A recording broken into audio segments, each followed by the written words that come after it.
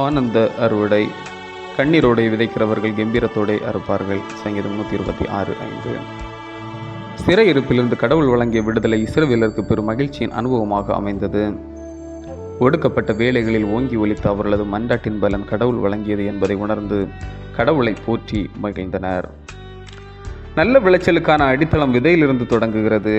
தரமான விதையை தேர்வு செய்து நேர்த்தியாக பக்குவப்படுத்தி உரிய பருவத்தில் விதைத்து முளைத்த பின் நன்றாக உரமிட்டு நீர்ப்பாய்ச்சி பராமரித்து வளர்க்கும் போது பலன் கடவுளிடமிருந்து வருகிறது.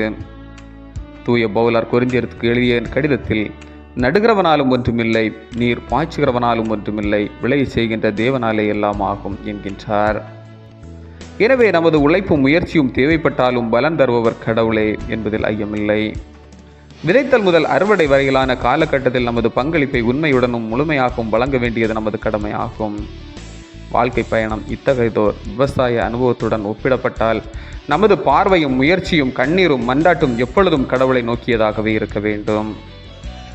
ஓங்கோல் நகரில் 15 ஆண்டுகள் ஊழியத்துக்கு பின் 10 பேர் மட்டுமே கிறிஸ்துவுக்குள் வந்ததால் 1853ஆம் ஆண்டில் பாப்டிஸ்ட் மிஷன் அங்குள்ள பணித்தளத்தை மூடிவிட எண்ணியது. ஆனால் 2 அருள்பணியாளர்கள் அது தொடர்ந்து செயல்பட வேண்டும் என்று கேட்டுக்கொண்டனர். மேலும் அந்த அருள்பணியாளர்களும் ஜெப வீராங்கனையான ஒரு இந்திய பெண்மணியும் சேர்ந்து ஒரு குன்றின் மேல் அமர்ந்து இரவு முழுவதும் ஜெபித்தார்கள். தொடர்ச்சியான ஜெபத்துடனும் உறுதியான விசுவாசத்துடனும் அருள்பணி அங்கு தொடர்ந்தது. அடுத்த 30 ஆண்டுகளில் விசுவாசிகளின் எண்ணிக்கை 15,000 பேராக உயர்ந்தது.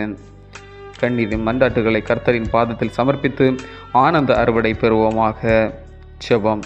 கண்ணீரை கணக்கில் வைக்கும் கடவுளே, எங்கள் முயற்சிகளையும் மன்றாட்டையும் அங்கீகரித்து ஆனந்த அறுவடை அருள்வீராக. ஆமேன். இந்த நாள் உங்களுக்கு இனிய நாளாக மலரட்டும்.